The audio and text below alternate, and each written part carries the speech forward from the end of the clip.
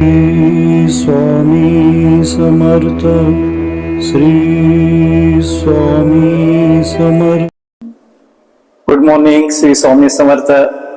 हमारे पूर्वजों ने बहुत खूब लिखा हुआ है, छोटा हो या बड़ा हो कोई किसी का अपमान ना करे। इसी बात पर एक मैं कहानी आपको सुनाने जा रहा हूं। एक बड़े अफसर एक दिन ट्रैवल करते रहते हैं, यात्रा में होते हैं और उन्हें आगे जाने के बाद पता चलता है कि सामने वाला नदी के ऊपर का ब्रिज वो टूट गया है। वो सोचने लगते कि मुझे तो बहुत अर्जेंट काम है, मुझे तो वहां पर जल्दी जाना है, मैं तो लाखों का नुकसान होगा, तो क्या करें। ड्राइवर को पूछते कोई पर्यायी रास्ता है, तो ड्राइवर कहता है कि साहब कुछ है नहीं, हाँ आप चाहोगे तो नाव में बैठकर आप नदी पार कर सकते हो और वहीं से कोई दूसरी गाड़ी लेके आप अपने ऑफिस जा सकते हो। ड्राइवर की यह बात उन्हें बहुत अच्छी लगती है। वो तुरंत हामी भरते और कहते कि किसी नाविक को देखो। ड्राइवर ढूंढता है तो वहां पे उनके भाग्य से एक नाव खड़ी रहती है। साहब को बोलता है कि नाव में आप बैठ जाइए, वो आपको आगे दूसरे किनारे पहुंचा देगा। साहब खुश हो जाते, नाव में बैठते। नदी बहुत लंबी चौड़ी रहती है, हाथ से नाव चलाते चलाते समय लगता है। तो साहब को लगता है कि भाई इस यात्रा के दरमियान हमसे बातचीत करे, मेरे खुद के बारे में इसको बताए। शायद ये आदमी मुझे जानता नहीं होगा, मेरा बड़प्पन कितना है, मेरे प्रतिष्ठा कितनी है, ये इसे पता नहीं होगी, तो हम इसे बता दें। फिर उसको पूछते हैं भाई तुम अखबार पढ़ते हो? वो कहता कि नहीं साहब। क्यों नहीं पढ़ते? साहब मैं स्कूल नहीं गया। अच्छा आपने टीवी पे कार्यक्रम देखते हो? तो कहता हाँ कभी कभार देखता हूं। क्या आपने मुझे देखा है? बोलता है कि नहीं। अच्छा, तो आगे बातें चलती रहती है। ले आपने पढ़ाई नहीं की तो आपका जीवन व्यर्थ हो गया। आप अखबार नहीं पढ़ते तो आपका जीवन व्यर्थ हो गया। आप दिन भर क्या करते हो?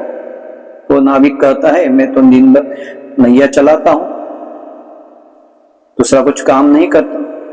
बोले दूसरा काम नहीं करोगे तो आपकी जीवन व्यर्थ है।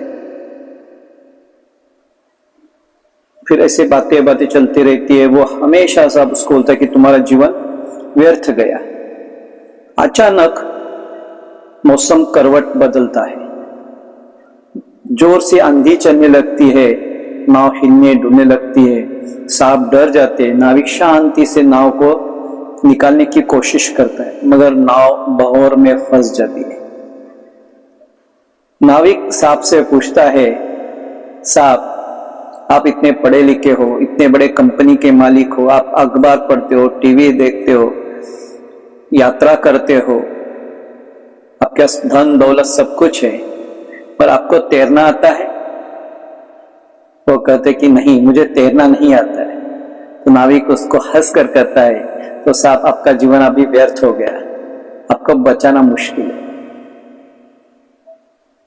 साहब डर जाते हैं, अभी क्या होगा। नाव हिलने डुलने लगती है, वो पाँव पकड़ लेते और मुझे बचा लो, कृपया करके मुझे बचा दो, मैं आपको जो चाहे वो दूंगा, मैं आपको मेरी कंपनी का आधा हिस्सा दे दूंगा, मगर मुझे बचा लो। तो उतने में नाव पलट जाती है, सांप डूबने लगते हैं।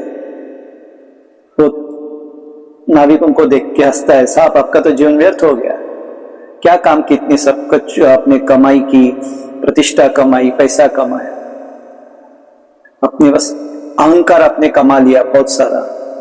मैं बोले माफ कर दो, मुझे बचा लो। आखिर उनकी शर्ट की कॉलर पकड़ के उनको वो तैरते तैरते किनारे पे लेके आता है और बचाता है। और नाविक उनसे कहता है कि साहब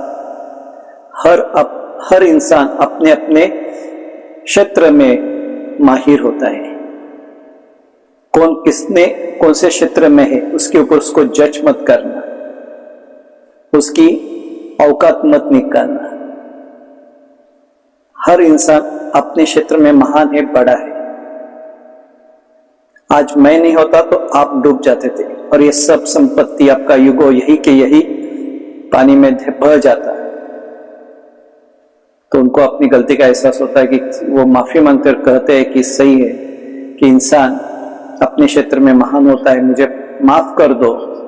किसी की बेइज्जत करना, किसी को भला बुरा करना, ये मेरी गलती थी, आइंदा नहीं होगी। तो इस कहानी से हम क्या सीखते हैं? तो इस कहानी से हम सीखते हैं कि कोई भी दुनिया में क्षेत्र छोटा नहीं है, बड़ा नहीं है। हमें उसको इज्जत देनी चाहिए, उसे सम्मान देना चाहिए और हर इंसान अपने क्षेत्र में महान होता है।